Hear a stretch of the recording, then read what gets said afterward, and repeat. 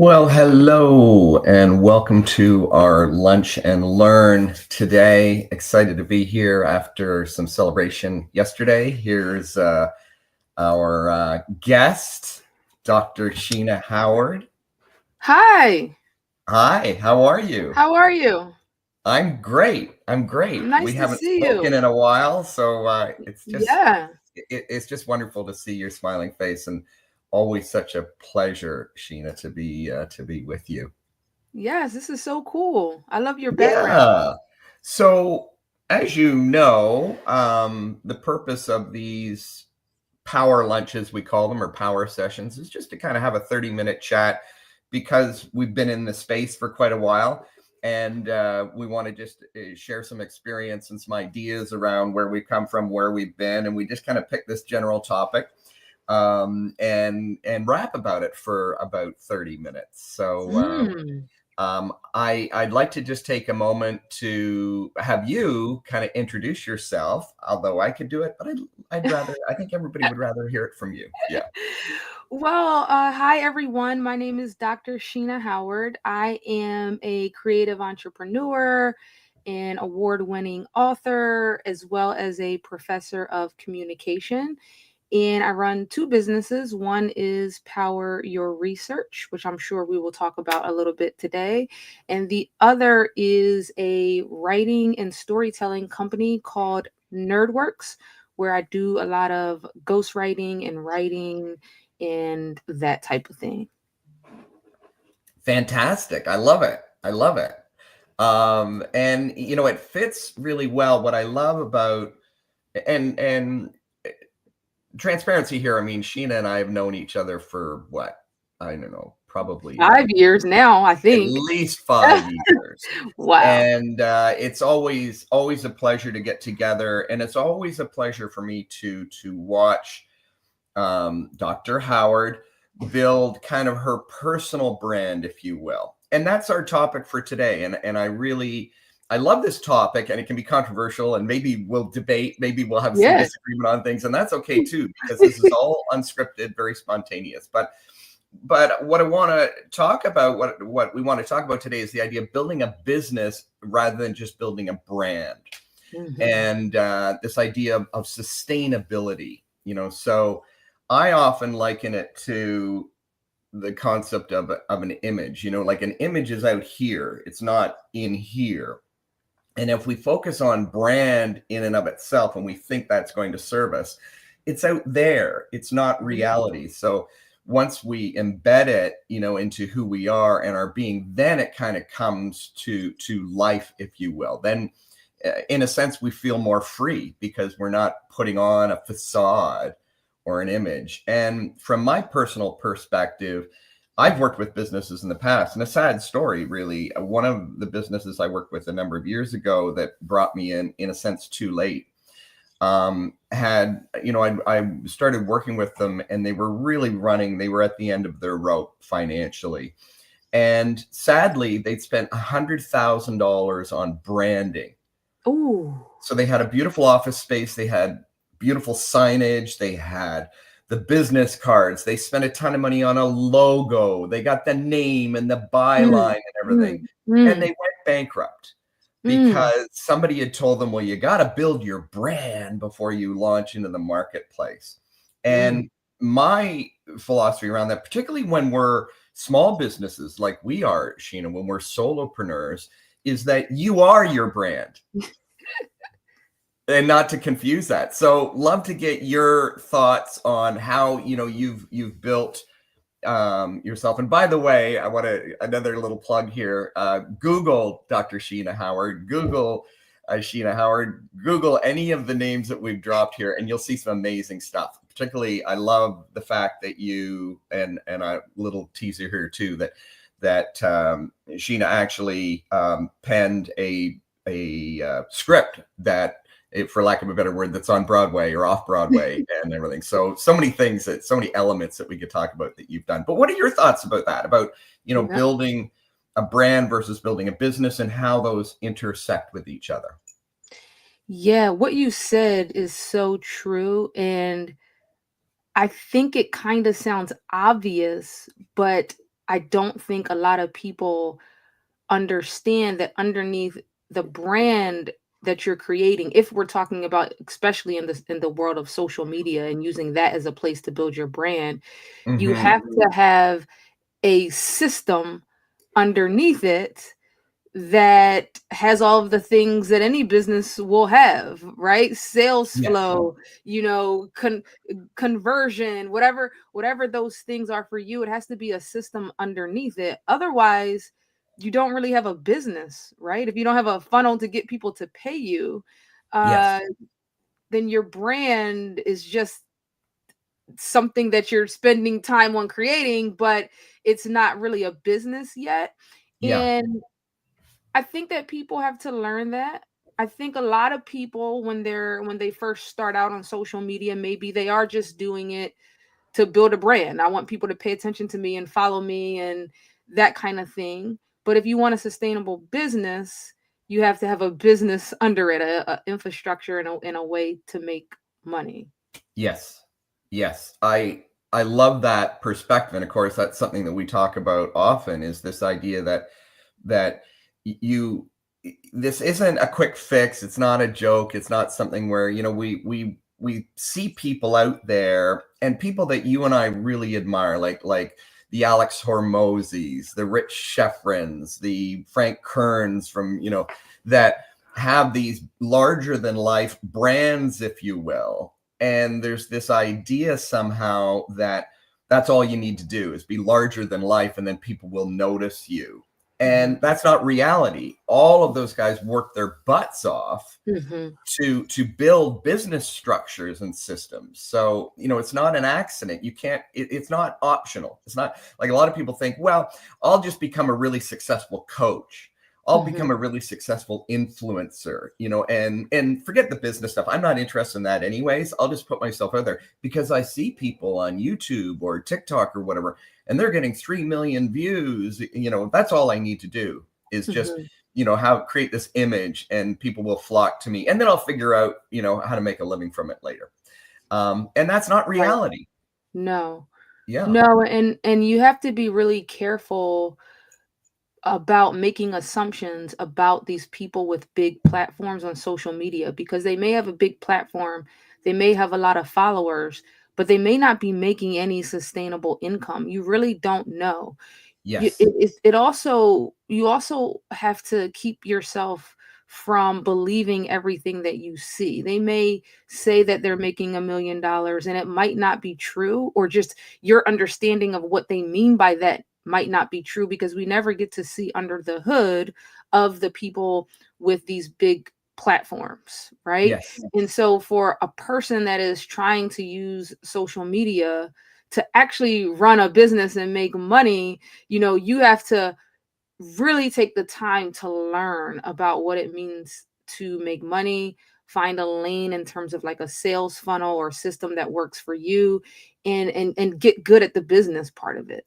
Yeah. And just because you go viral for a video or a piece of content doesn't mean you're going to make money off of that piece of content if it's not the right piece of content that funnels people into becoming a customer. Yes. Yes. So true. And I think that kind of circles back to intent. Like, what's your intent? Mhm. So if you just want to be popular, the popular gal or the popular guy and get likes and have people look at you, that's great. That's fine. But if your intent is to make a living, is to build a business, then that idea of, like you said, sales funnels and everything else, all of that stuff that everybody gets squeamish about and thinks that Mhm. it's yucky has to be done. You need to understand that. I mean, Sheena, that we often talk about the idea of technical skills. Just because you have the skill, whatever that happens to be, maybe Mhm. you're a great baker. This is a good example. And for a personal example here for me is I've got a couple of things that are hobbies of mine. And by the way, everybody needs hobbies. I'd love to know what yours are, by the way. I'll share mine for a minute. Mine are cooking and baking and gardening. So my wife loves that because she hates to cook, and but she loves to clean. So we have a very clean house, and I make a mess cooking, and she gets to sample those. Perfect. But in terms of learning, I love the internet because I go on YouTube, and that's how I learned how to bake. That's how I learned how to cook, is I go and I watch a YouTube video. And what's always interesting to me over the years of doing this is I see these guys or gals, and they are pumping out amazing content. And I'm learning a ton from them. And then inevitably there's a story, usually, and it's usually a 2 or 3 years down the road. I'm sorry to say I'm going offline. I'm not doing this anymore.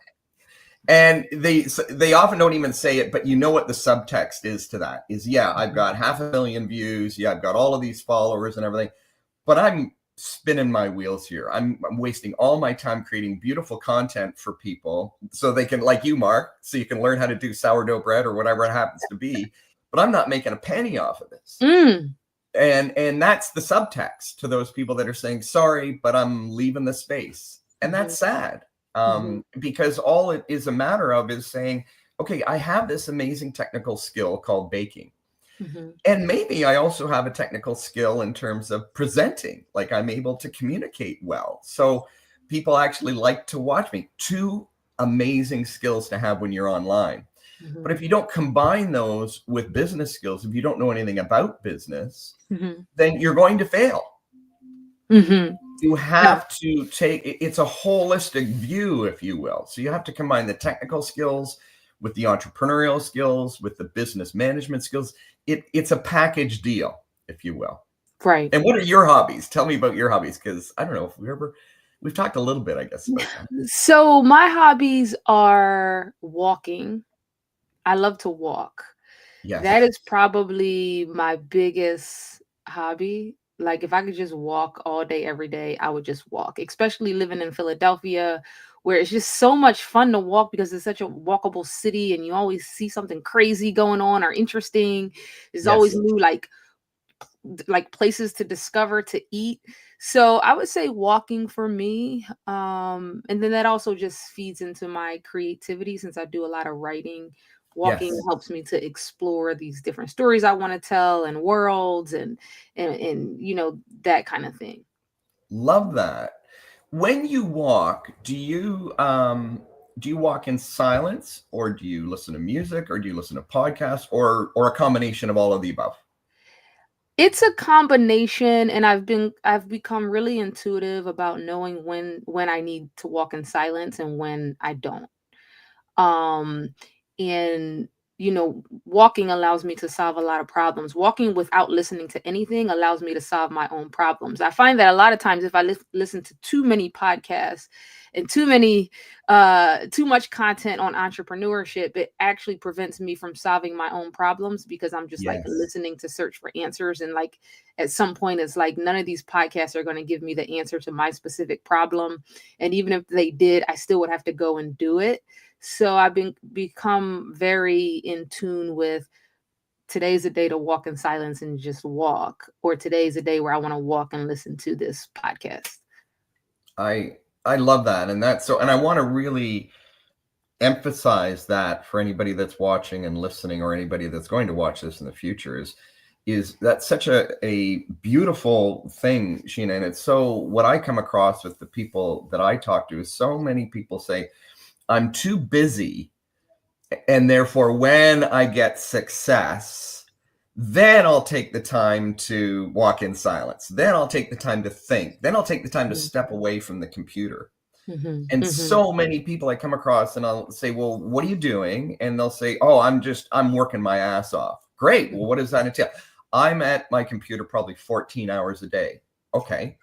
Wow. How's that working for you? It's not. I'm spinning my wheels. I'm frustrated. I'm not getting anywhere. I'm getting depressed. And well, how much, time do you spend alone? Do you step away with family or friends, or even go for a walk or be in silence with yourself? And of course, I don't have time for that. I'm too busy doing what doesn't work.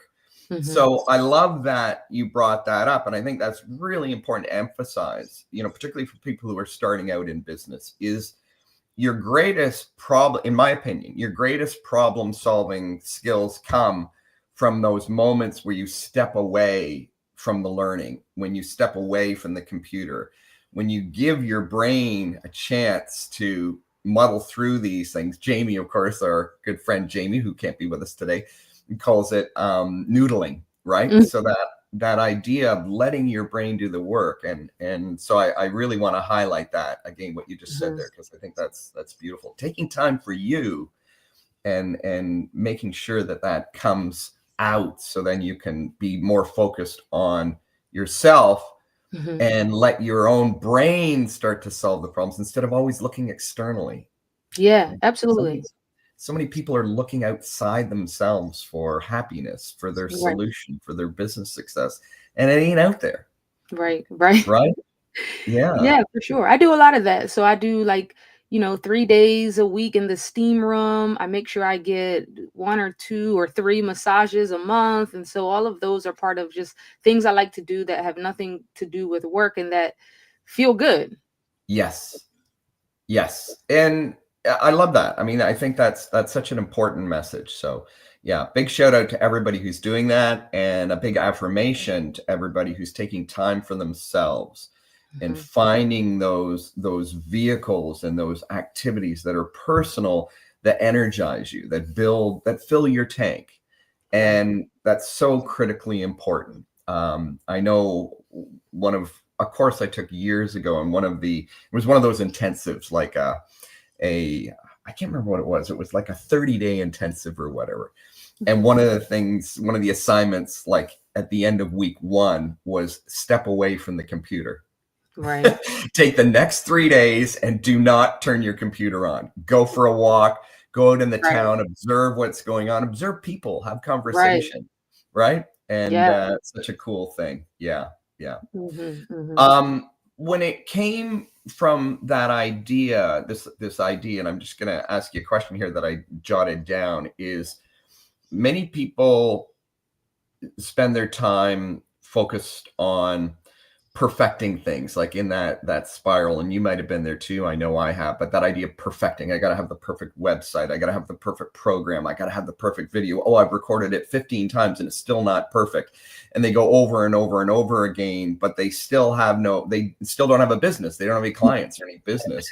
Right. What Was there anything significant for you that helped you shift your focus from that idea of something that I need to perfect to one of being yourself, and then things started to change for you? Was there a moment, or was there somewhere where you had a realization?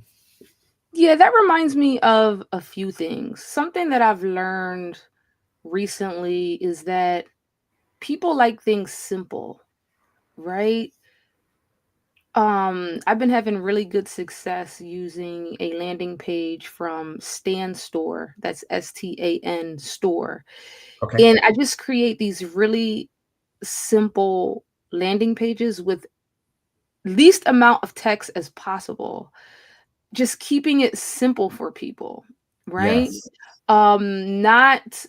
Not thinking it needs to have bells and whistles, especially in this world and era of AI. People are appreciating mistakes and imperfection now more than ever. It's almost as if now, if you don't have a grammatical error in your content, people think AI wrote it.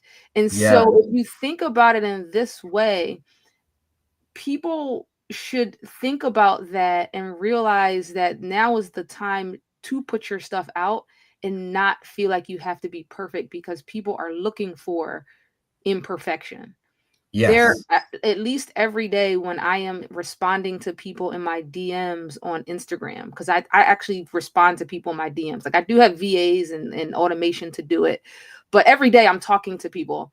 Yes. And every day at least one person says, "Is this really you or is this AI or some automation?" And it Yeah. annoys me because I'm like, I'm spending time to actually like, no, it's me.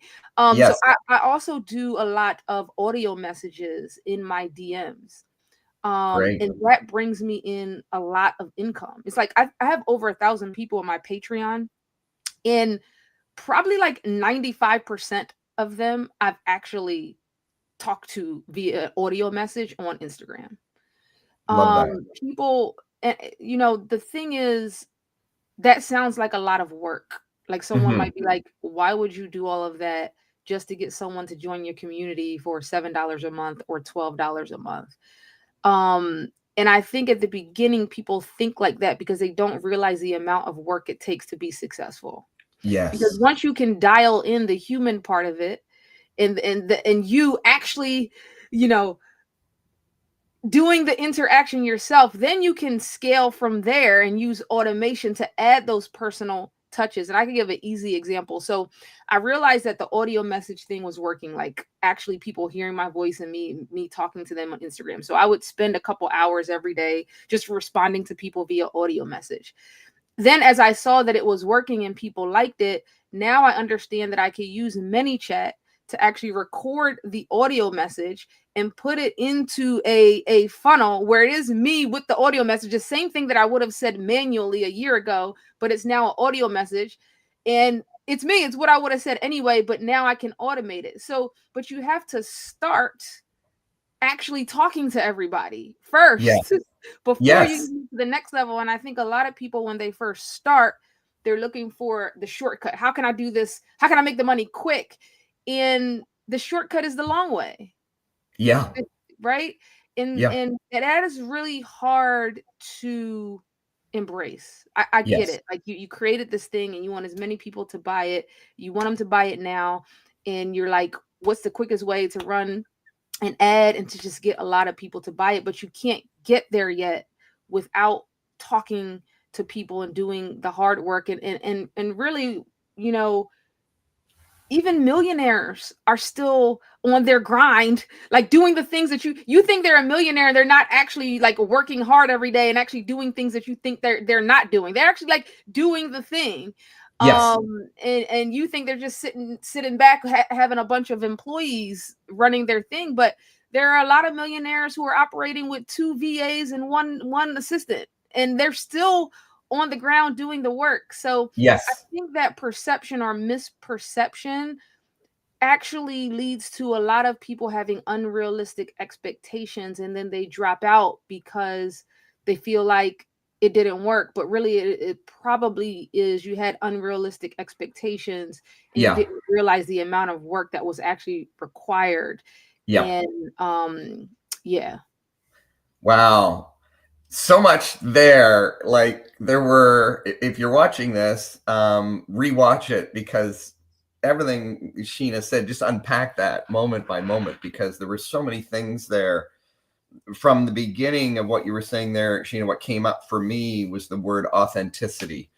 So when you were talking about, you know, doing the outreach yourself, making those connections, doing the audios, that's what people crave now. And yeah, so many people are so scared and frightened by AI.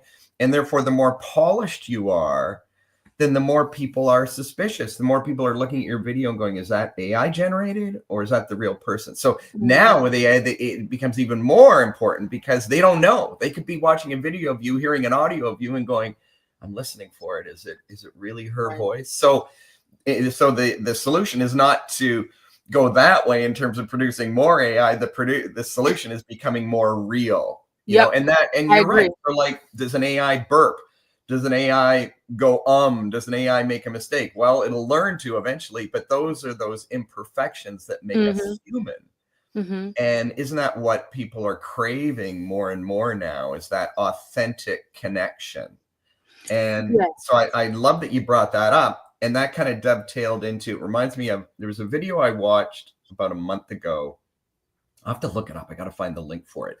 But somebody had done this beautiful, what do you call it, like a montage or whatever. You would know, you're great at creative, but they'd taken Steve Jobs and he was like just a kid, and then the next, and then the next, and the next, and until he was, you know, kind of on his last legs, if you will. And it was clips of him talking, and every one starts with, business is hard.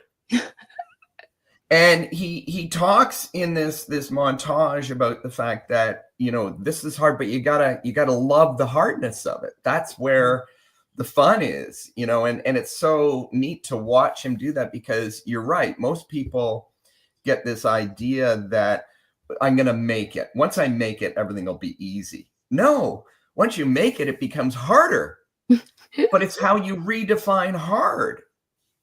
And Mhm. I liken it to, I grew up in the marine business. I was blessed. My parents moved out of the city, and my dad quit a long-term corporate job. He'd been with a company for 18 years, and he bought a small business because he wanted to get his family out of the city. And as a result, I grew up in this small business environment, and it was a marina, so it was seasonal, so very hard work in the summer, like 12, 14, 15-hour days in the summer, kind of like farming, if you will. And I often think about those times about going to bed at the end of the day feeling good and tired. And there's no better feeling than when you fall asleep feeling totally exhausted because you just put it all out there, and that physically. And you can do the same thing. But that idea of good and tired is Mm. when you start to embrace that, and you think there's no better feeling in the world than to feeling like I accomplished something like that, and I think you're right. So there's so many of the people would go, just pause for a minute and think, why do the Alex Hermosis and the Frank Kerns, why do they keep doing what they're doing? Are they greedy? Do they want to hit $1 trillion? No, it's because they can't stop. They Mhm. love the energy of hard work. And I think, you've alluded to that, and that idea of embracing that idea of you've got to do it yourself. You got to figure out what works before you can. We talk about out tasking or outsourcing. Well, you can't out task or outsource something if you haven't figured out what's working, right? Yeah.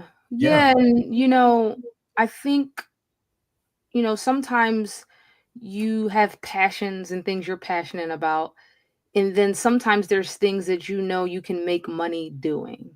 Yes. And those 2 things are not always the same.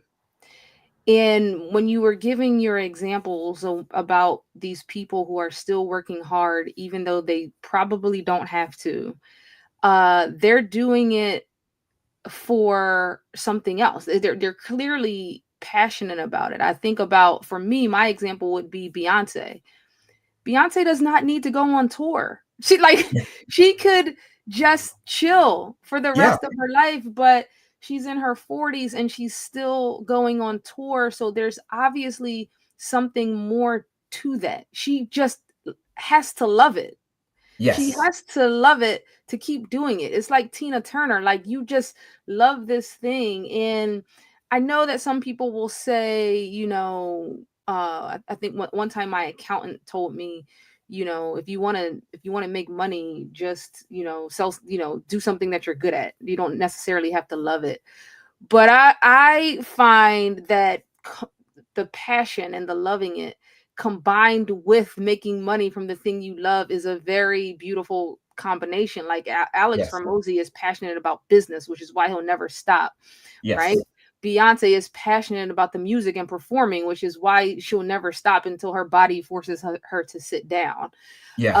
And so I still do think there's something to finding something you're passionate about, and finding a way to monetize that, or at least having an idea that you're passionate about that guides you. Like, for me, it's like I just want to keep creating and keep going so that I can help people see the light at the end of the tunnel. So I could be their inspiration on days that they want to quit. I want to be a representation of, here are the great things that can happen if you do not quit and you just stay in the game one more day. And so Yes. for me, that's the passion that drives me through my primary vehicle of writing and storytelling. Yeah. Yeah. Beautiful. And that, that idea of work. I love, how you brought up Beyonce as an example, and there are many others. A lot of people look at performers and say, oh, life's easy for them. They've got people bring them food, they bring them flowers, they bring them drinks, they massage their feet, they do everything for them. They got such an easy life. No, you wouldn't last half a day in their shoes. Most 99% of the population, because they're working their asses off.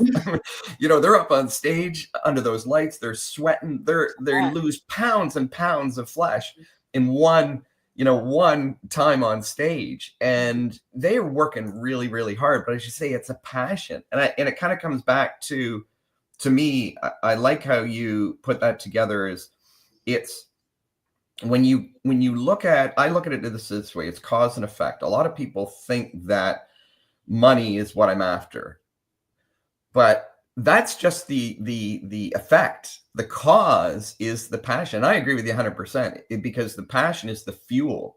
It used to be easy to say, you know what, I'll just get a crappy job, but it pays well. And I'll work my life 8 hours a day, slugging it out, taking my 2 weeks holidays a year. And then I'll live my life in those 2 weeks. But that doesn't lead to any kind of life. And I think now that as we evolve, if you will, as humans, and we start to move beyond that space and start to think there must be something more, then that question inevitably comes up. What do I really, really want? And that's where that idea of passion and purpose comes from. It's not the other way around. It's not once I have the money, then I'll live a life of purpose. And most people get that mixed up. They get that reversed. Instead of saying, once I live a life of purpose, then what I want will come. And you know what? It may be millions of dollars, but it might not. There are many people out there living their life's purpose that are smiling and joyful and are laughing. And money, they could care less, particularly people in fields of area that are even volunteers, people that work with disadvantaged people that work with animals, many of these people are, what do? They raise funds to keep the farm going. Right. Yes. So what's the purpose? Keep the farm going, not get the money. And yet they're very fulfilled. So that idea of passion and purpose is that fuel that really, because when you wake up in the morning, if you think, I'm just doing this to make a buck, or I'm trying to make a buck, that's a pretty hollow feeling. That's a pretty tough reason to get out of bed in the morning. Yeah. It's not. Yeah. I was going to ask you, but I think we kind of covered this about this idea of trust and, this idea of like, what are my questions? Because I jotted down a few questions for us to talk about, but of course I knew that Sheena and I would have less to talk about. But one of my questions was, hey, Sheena, what do you think builds trust faster, polish or clarity? And you already answered that because you already, anticipated that, brought up this idea of, it's not about the polish, it's about the imperfections. And I would suggest to people too who are watching and wondering about their voice is you gotta, the only way to tune your voice is to sing. You can't sit there and go, I'm going to think about it. I'm going to read some books. I'm going to take a bunch of courses. I'm going to spend the next 5 years becoming a student of voice, but I'm going to be silent that whole 5 years. Do you think you're going to be a better singer 5 years later? No. And you know this from writing. You got to put pen to paper. You got to start singing as odd and uncomfortable and out of tune that is. So in the same light, you were saying is start speaking, start using the audio, start using video, creating videos as messy and ugly as they are, but you've got to go through the messiness to finally discover the authenticity and the rhythm and your own voice. So that idea of being yourself and putting it out there. Yeah, especially in the world of social media, if social media is a place where you want to build and you want to build a following, it's best to make the mistakes at the beginning when you have less than 5,000 followers, because not many people are going to see it. When you get 200,000 followers and you make a mistake, it's going to be bigger than what it was at the beginning. So that is the time. I know some people get really down about their posting content and nobody's paying attention or it's not going viral or whatever it is. But I want to remind people to embrace that part of the journey, because that's the time where you're practicing, you're finding your voice, you're seeing what your audience likes, you're seeing what you like, which is more important, and you have the ability to make mistakes, because making mistakes 5 years from now when you have a big platform, it's going to be rough. Right. So sometimes perspective really helps to see where you see the opportunities and where you are right now. Yeah. And I would suggest, I don't want to contradict you here, but I would suggest that the idea of making mistakes when you only have a few followers versus making mistakes when you have hundreds of thousands of followers is all in your own head, because people really don't care. They're not, it's not like, and you know what? Don't care about them anyways. If the trolls and the people that are out there that are looking for your mistakes, Mhm. they're not your audience. They're not the people you're interested in. It's that idea, and we've talked about this, and I know you share this belief, this idea of really honing in on that concept. Seth Godin calls it your minimum viable audience. Mhm. That you're not there to appeal to the masses, and that the more you try and appeal to the masses, the more you water down your voice and you appeal to nobody, Mhm. versus when you start just being authentic and putting stuff out there. And yeah, it doesn't seem like much. Oh, I only, got a few people looking at it. I got a few impressions, but you only need a few. Mhm. And that's how you build. It's like the snowball, right? It's like the massive snowball. You start with the small bit, and then Mhm. it starts to roll and build momentum. But I know, like you said, there's so many people get disappointed when they say nobody's looking at my content. I only got a few likes. Only got a few people. Don't worry about that. Just keep putting it out there and being the real you. Mhm. And that is what's going to attract people saying, hey, I don't know what it is about this Sheena Howard chick, Mhm. but I want to get to know her better. I Yeah. like what she's saying. It's Yeah. resonating with me. Yeah. Yeah, for sure, for sure. Ignore the trolls, talk to your people. The nuance there is when you have a big following, you I've made a couple of mistakes in some content that has went viral, and they were mistakes, and I should care. Yeah. Because I may have, we all live in our bubble, no matter how worldly we try to be. We all live in our bubble, right? And so I have posted a couple things over the years that showed me the bubble that I was living in, Yes.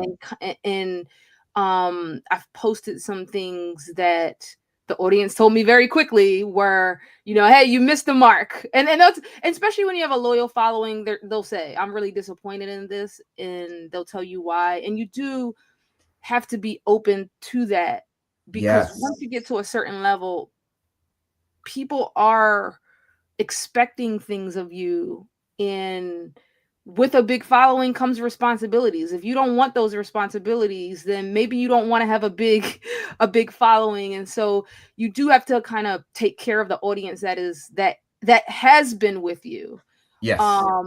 at a certain level. And I've been called out on a couple things that I had to really look at the comments and be like, okay, well, let me, let me let me at least hear what they're saying. Yes. Well, when you have a small following, you don't have to worry about that, Yeah. right?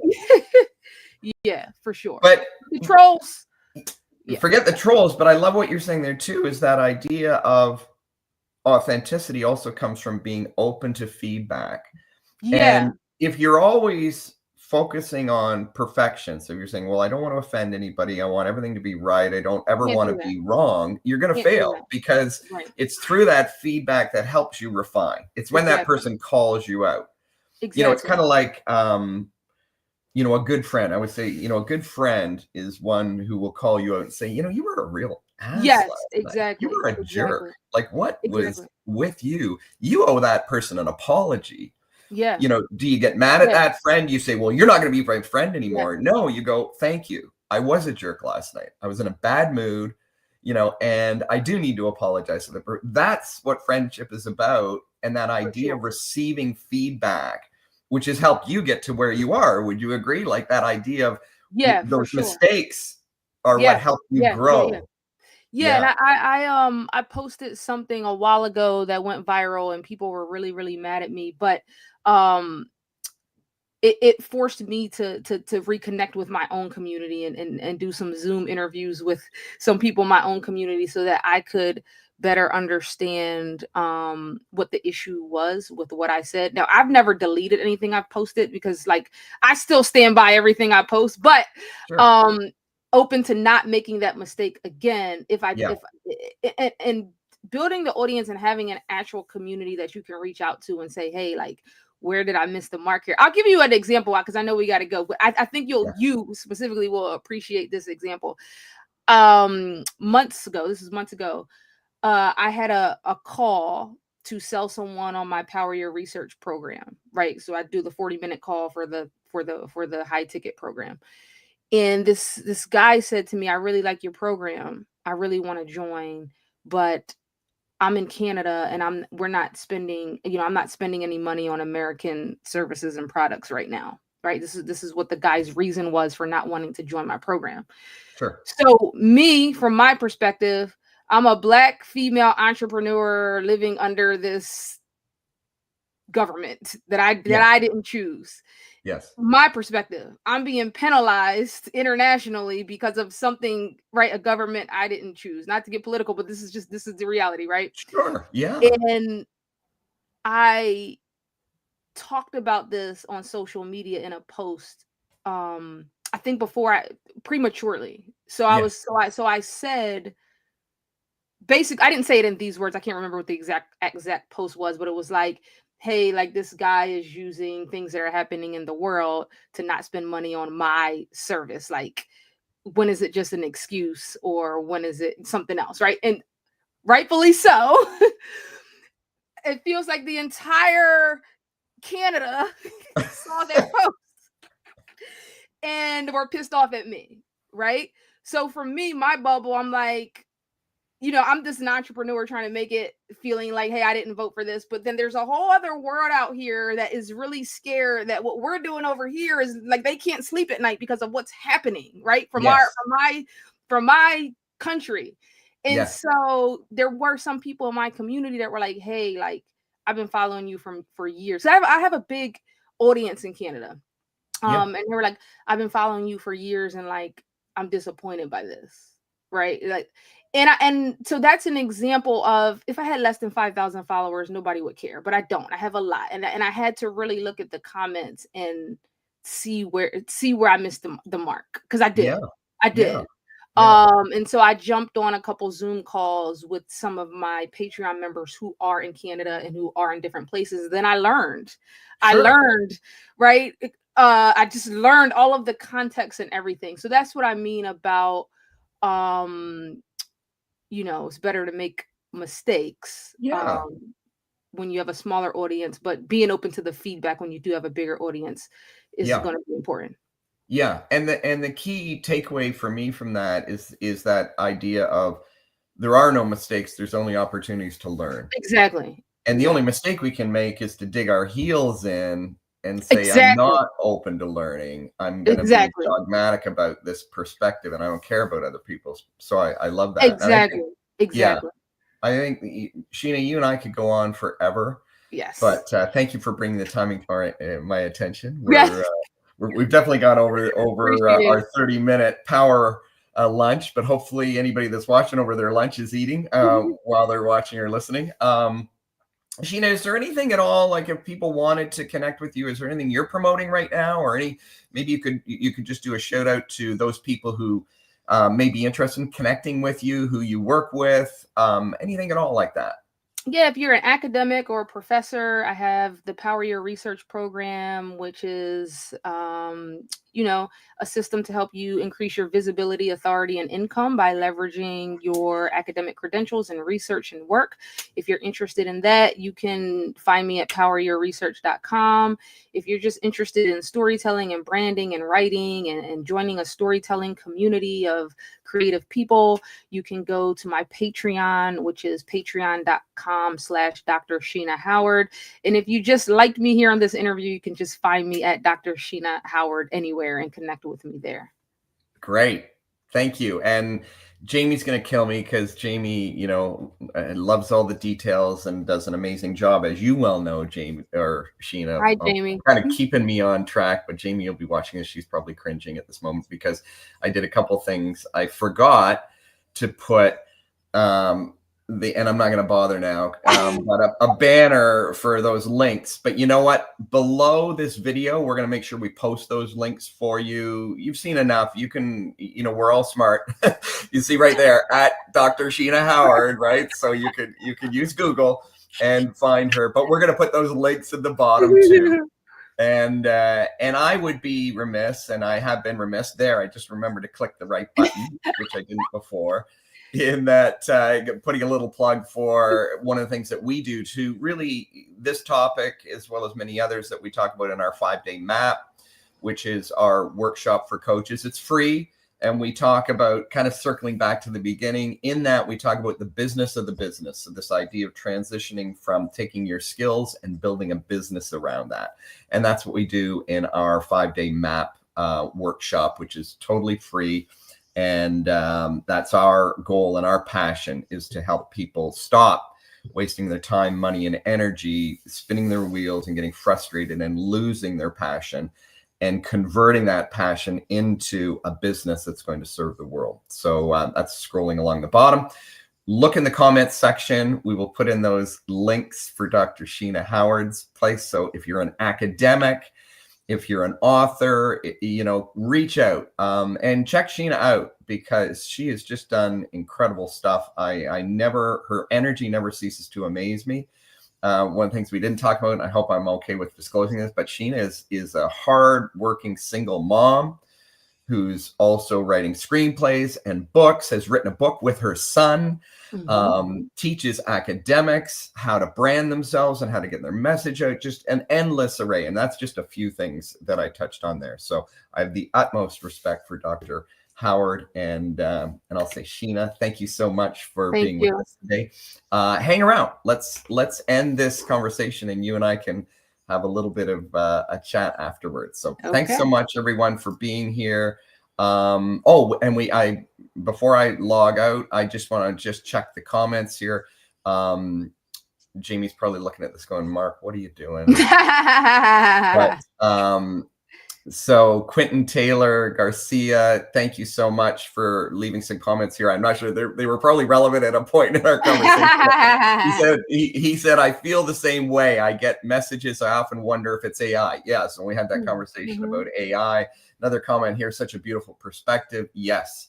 And of course, Jamie is reminding me to invite people to the 5. So those are the comments that I missed. But hey, this is part of that imperfection, isn't it, Sheena? Exactly. Yeah. And we're going to say goodbye to everybody. Thank you so much for joining us for our power lunch today. And we'll look forward to seeing you all next week here on LinkedIn and Facebook and YouTube and wherever else we're broadcasting. Leave your comments, participate. We do come back like Sheena. We watch everything. We'd love to communicate with you through the chat function and the message function, or personally, or one-to-one, or through audio, or any number of ways that work for you. And we'll say goodbye and sign off.